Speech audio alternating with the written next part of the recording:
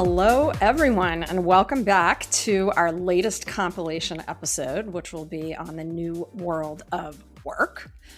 But first, we got to do our thing. Rose, what are you loving, not loving? I'm loving that in a few weeks, I get to see my dear friend and podcast partner, Dana Boss, and her stomping ground. So I'm loving that. What am I not loving? You know, it's election season. So I'm not loving the ads, the texts, the mail, the flyers, the posters that are, at the corner when I'm trying to get a coffee. I'm not loving all that. And I think most voters make their decisions more informed than by getting a flyer. So I don't know. I don't love the propaganda that comes this time of the year. But Rose, isn't that just marketing? Well, yeah, it is. It is. Listeners, I'm jabbing at Rose because she's worked in marketing for much of her career. But no, I know. It's too much. It is, but I will tell you, I can be swayed in my product choices. Like often we'll go to some restaurant or some hot spot that we've seen on TikTok or on Instagram, and we'll post the picture and say, influenced? And then, did we like it, or were we just influenced and went there and it kind of sucked? I love that. Yeah. Influenced? ? I think we were influenced. All right. So I'm loving, and first of all, I'm embarrassed to say I can't even remember the name of the app right now, but it was this personal style app for your fashion style. And it was find 3 words that describe your style. And then what they wanted you to do was sign up, and then they could send you suggestions for clothing. Of course, I did not sign up, but I did the little quiz. And I think I just really enjoyed my little descriptors. First of all, what they have you do is choose pictures of outfits that you like. Oh, love it. So it's all graphical. And then they were came back and they were like, your style is classic, sporty, and relaxed. But I actually think that's pretty true. I think that's kind of spot on. So anyway, I don't know why I've gotten such a kick out of that, but I have, and I'm just loving it. I don't know why.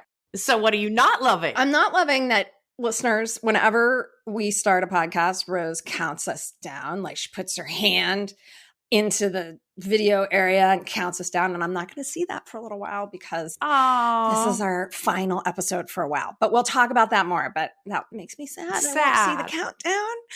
Because we always start, we will see each other though. So you can do it live. But we always start where I'm like, Rose, count us down. And she counts us down. Okay. All right. Let's jump into it. Rose. Yeah, let's do this. So I think throughout season 2, if you've listened to more than one episode, I've made a very consistent comment around the divergence of the media narrative from a perspective of the lack of interest in returning to the office. And the divergence occurs when you compare that against the guests that we've had, who have all seen tremendous value. Now, mind you, these are all leaders, executives in their various fields. So it's a singular perspective. So there's a divergence from our guests. There's a divergence from the informal straw poll that we would do with young people that we know in the workplace. And it was a little bit perplexing to me. It's been bothering me all year. Why is this divergence? And then I stumbled upon this TikTok from a girl named Brittany Peach, she was an account executive at Cloudflare.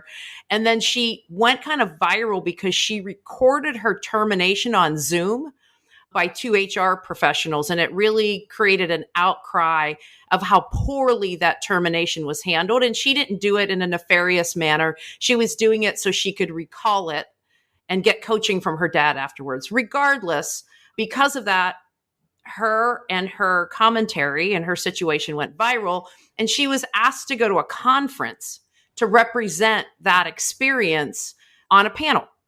While she was there, she saw a keynote from the Priceline Chief People Officer who made a statement that I believe people can do a job at home, but they can't have a career.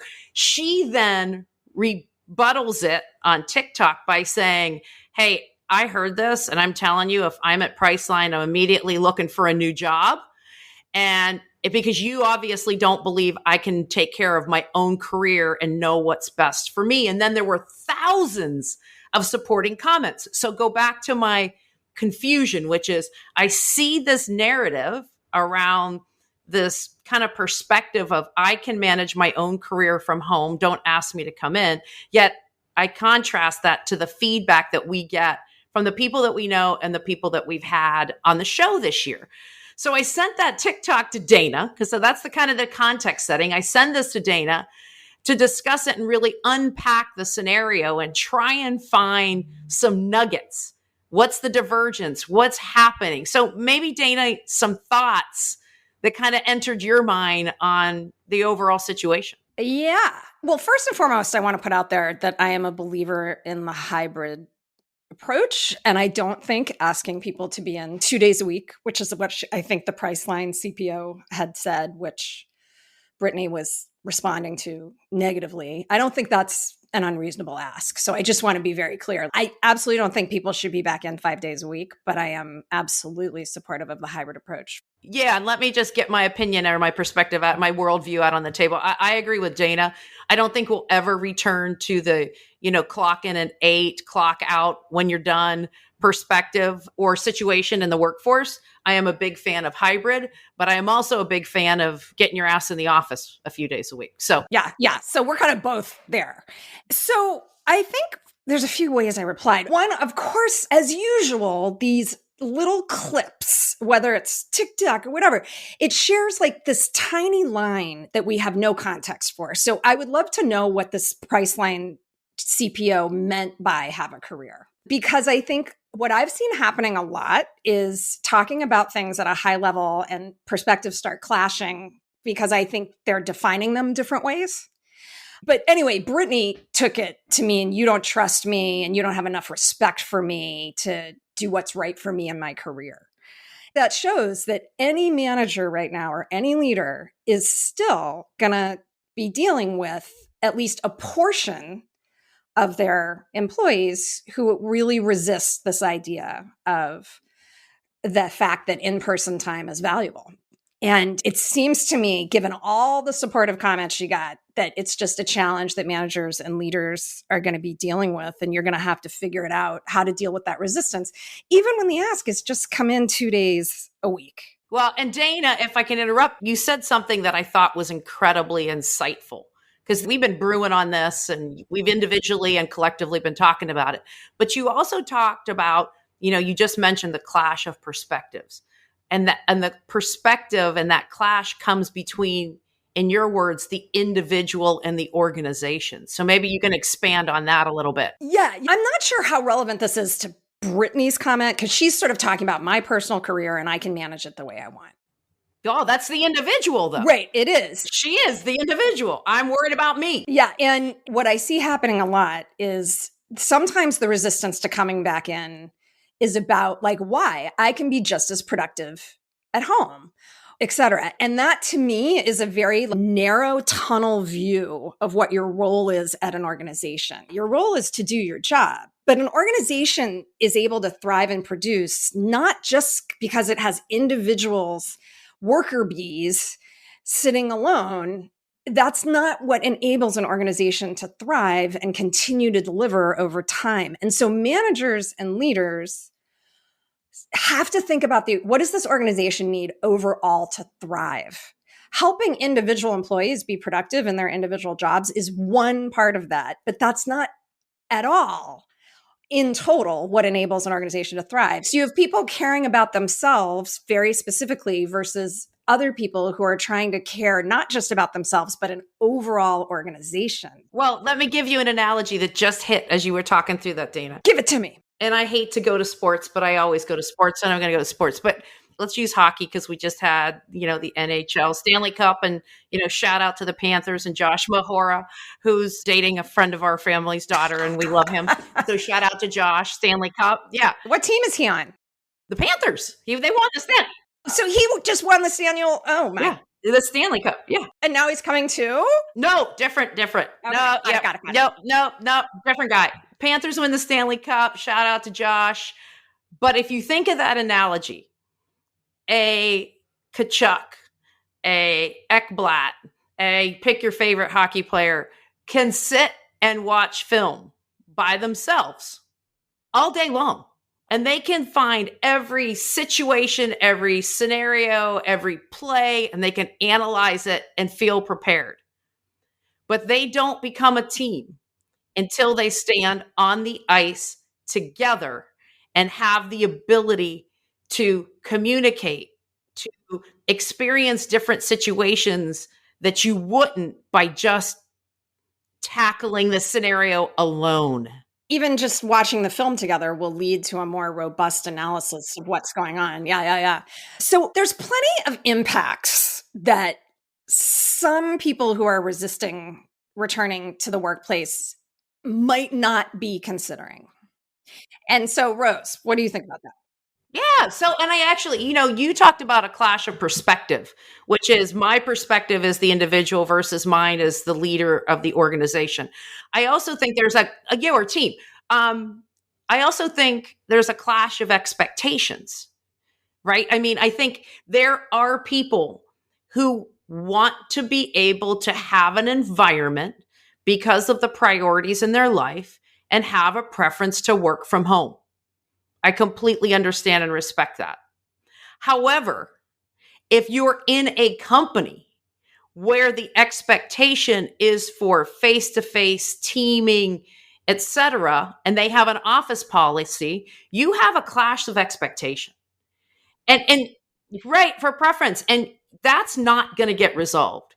So you as the individual have the choice to go find better alignment for your expectations and your preferences. And then I think the other piece of that, and we started to touch upon it in your section or your rebuttal data, is that a organization, if that is the expectation that you're on a team working for a big company and they want you in the office, that's because they want to learn from you. They want not and your contribution. So you see a lot of dialogue. Well, the organizational leaders don't understand the technology. I'm not really getting anything from them. But as part of that organization and that team, you need to contribute your knowledge, your insight. And that's the power of the diversity that you bring to the organization. Yeah, or preference. Right, for preference. And that's not going to get resolved. So you as the individual have the choice to go find better alignment for your expectations and your preferences. And then I think the other piece of that, and we started to touch upon it in your rebuttal data, is that a organization, if that is the expectation that you're on a team working for a big company and they want you in the office, that's because they want to learn from you and your contribution. So you see a lot of dialogue. Well, the organizational leaders don't understand the technology. I'm not really getting anything from them. But as part of that organization and that team, you need to contribute your knowledge, your insight. And that's the power of the diversity that you bring to the organization. I loved the way you put it, Rose, which was, okay, all these comments to this woman's post, there were a ton of people just like, old folks don't understand how to use technology and old folks just don't get it. Old meaning like 40 or 50, which cracks me up. Yeah, how sad. I know. They'll revise what they think old is once they're 40 or 50. That's right. Because we did. And we did the same thing. We did. And so if you have nothing to learn from me, then how am I going to learn from you if you're not around? And now I want to be clear, like you need to have an environment that invites their voices in. Just plunking people together in person doesn't mean there's meaningful dialogue, but assuming that you do the things that people have talked about on this podcast for 2 seasons, then how else are they going to hear from you and learn from your perspective if you're not there? Yeah. And then I think, one of the things that we have to be aware of is that there can be unintended consequences with a clash of perspective or expectation, right? Let's just assume for a second there's alignment on perspective, right? Let's just assume that. Like the definition that we just gave, which is I know that I'm part of a team and I know that I have to contribute to the team.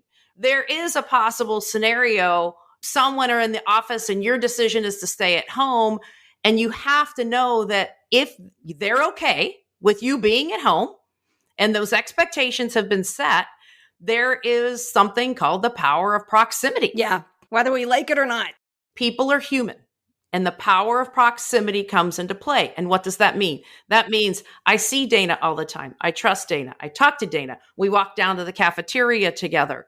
We formed a relationship. We've been in some really tough scenarios together. And then afterwards went out and had some lunch.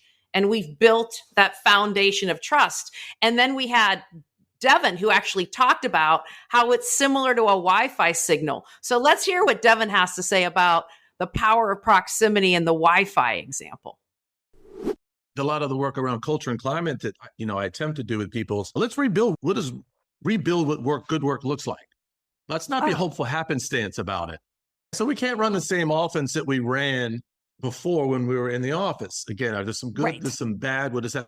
And so it's not my culture, it's our culture. So in terms of how I see the world, culture, culture and climate and organizations, for the most part, it's a shared values. Again, assuming that values matter in the organization, we live them and breathe them and talk about them, but it's also shared. It's mostly about norms. Like, for example, is it okay to push back? Can I be contrarian? Is that all right? Is there psychological safety? What does that look like? Is it okay to be late? And so I just did a session today when we literally rebuilt the whole culture from the ground up. What are the things we want more of, less of, start doing, stop doing? What makes sense? For example, this client today said, no Friday meetings. Can we all agree that if we take Fridays and have no meetings, that'd be a good thing? Everyone can get a lot of work done and no meetings. But that means you still have to find a workaround. Can we get some ownership of that? Of course, everyone's like, yes. And now they have some equity in the system. You know what I mean? Because now they put their fingerprints on it. So again, great insight from Devin. And if this is your situation, if you have the agreement that it's okay that you work at home and your boss is okay, so the expectations are aligned. If that's your situation, just please don't, and this is for the individuals in the workplace, right? Don't be naive about what the potential impact of that decision is. And if you're okay with it, that's great.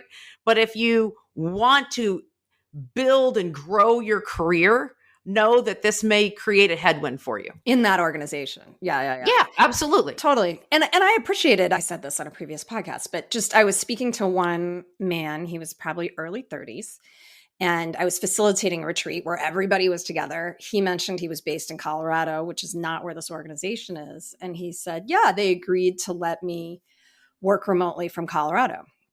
I was like, oh, okay. And then he says, and I know that could limit me in certain ways, but it was worth it to live in Colorado.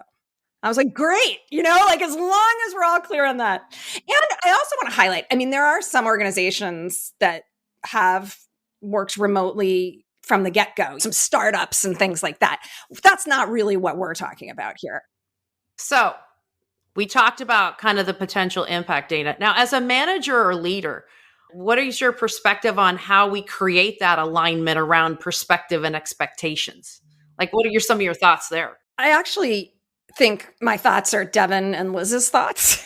Yeah. I love it. Devin was like, okay, assuming that we are going to do this hybrid model, and even if we're in a couple days a week, what made us successful pre-pandemic when we were mostly together most of the days, most of the time, is that those approaches probably won't make us as successful in this new world of work. So we got to just rethink, what does good look like for us now that we are in person less? And he has something to share about that. Let's listen to Devin. So I said, let's fear more love. And I said, not romantic love.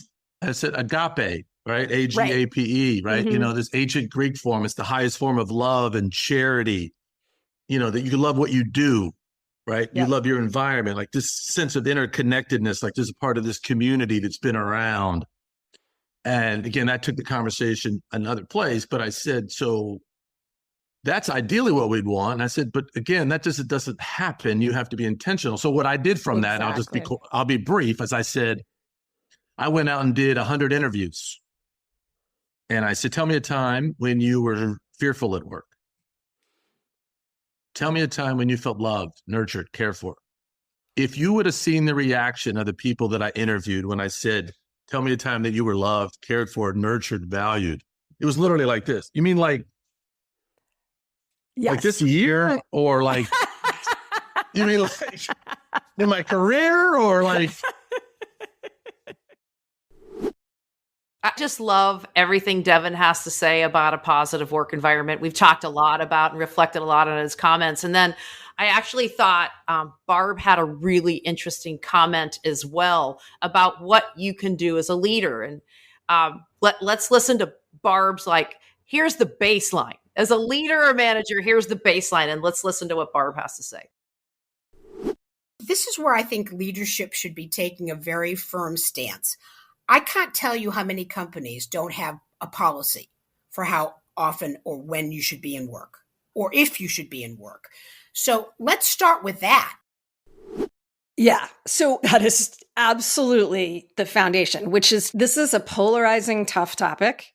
And while it's not going to be easy, leaders and managers just need to take a very clear point of view and articulate it to their groups. Barb's point about clarity. You just need to be clear. And those perspectives can be really different. We heard from one person this season, Rolly, who said, my point of view is we're always going to be 5 days in the office because we've got folks in the construction sites who are there 5 days. And I'm not going to have a company where half the people work at work and half the people work at home. He's like, I'm not doing it. And by the way, that wasn't a collaborative decision. That is not my impression. That is my impression that he, as the leader of the organization, felt in order to fulfill our values and deliver our best, we're going to do it this way. And let's look at those two situations, the Barb note and the Rolly note. Barb says, let's make it clear. Rolly says, I've made it clear. Now back to what we were talking about as the individual. So that's the manager's role. The individual now has the framework what's to make their own personal career informed decision. And if I don't know those two things, I can't make that decision.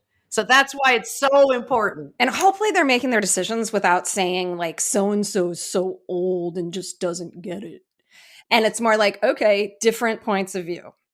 And so I'm going to make my own decisions. Now, another approach to deciding, though, what model is best and how to optimize it was Liz's approach, which is sort of the opposite, which was just very, very collaborative. I think she was the final decision maker, but very, very collaborative. So let's listen to what she said.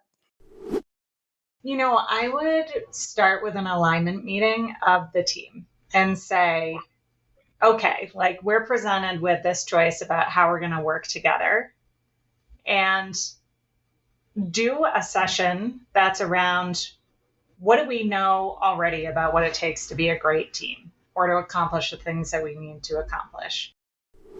And so there you go. And you make the decision, and then you have to just prepare for the pockets of resistance that might occur. And if you want tips on that, please listen to our communication best practices episodes that we have out there, because I think there's some great tips on preparing for those difficult decisions based on the policy that you set.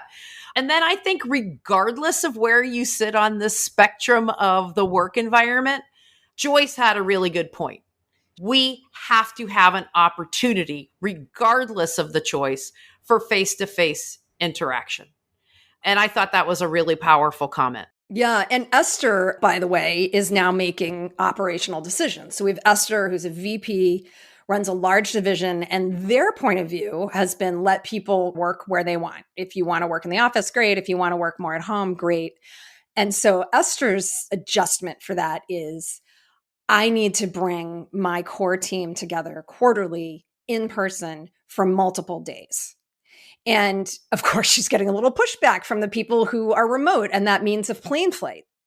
But she's holding firm. And so there's no question. There's so much data. Barb mentioned it. There's a lot of data. Oh, yeah. 34 times more effective meetings if you're face-to-face. Yeah. Yeah. Now it's about managers and leaders. How do you create that in-person interaction? And let me close on that one with, and you've got to be consistent. You cannot, and I will give a shout out for my dear friend Sandra Rivera on this, because she is the benchmark at this. We're going to have her on the podcast. Yeah, I know. And she said she'd do it. Yeah. I know her too, listeners. And she's an honorary guest already, as we've mentioned her. We love her. We just texted her this morning. But having said that, she is a firm believer of the policy is the policy. And as soon as you start flexing it for certain people, then you don't have a policy anymore. So she's super consistent around that. Yeah. And even Rowley, who was pretty darn clear, said, are we going to make an exception for someone with extremely extenuating personal circumstances? Of course, but that's probably someone who's already worked there a while and et cetera, et cetera. But in general, you just got to be consistent. Yeah. There are a couple things I do want to acknowledge, though. Real talk, which is I do think it's possible that some organizations are blaming remote work or the hybrid model for poor performance when that's not honestly the root cause. That will work itself out. I don't think it's the majority, but I do at least want to acknowledge that. And I also want to acknowledge that we know there are some leaders out there, CEOs or team leaders or whatever, that just don't trust that people are working fully from home.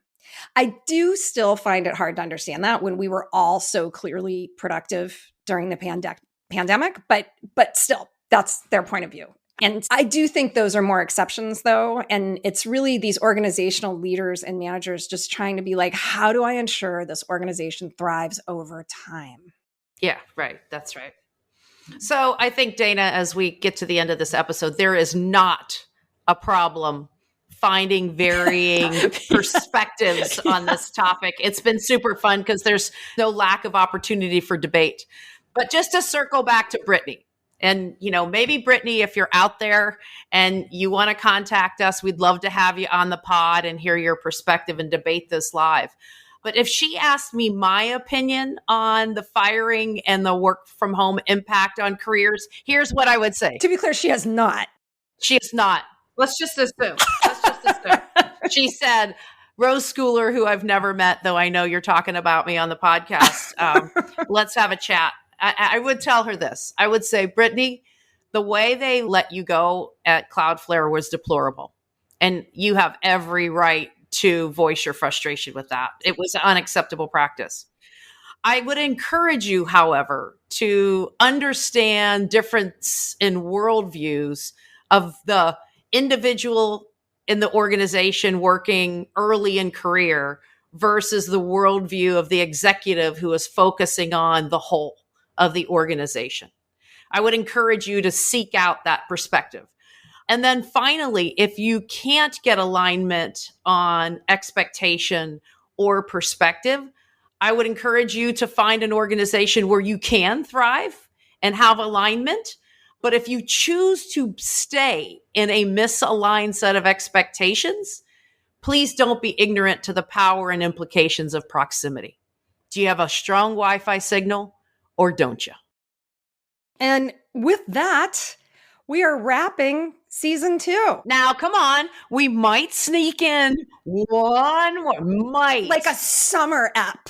Like, woo, it's summertime. But for the most part, there's going to be a pause, listener. And I think if you've listened regularly, you've seen Rose and I learn a lot along the way about technology and doing a podcast. And so that's been fun. Lots of personal growth.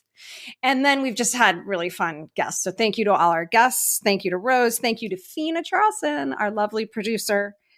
And please, if you are interested, give a listen to previous episodes, but sign up and subscribe because you can be on deck for season 3. We also have a YouTube channel and we'd love to see you there too.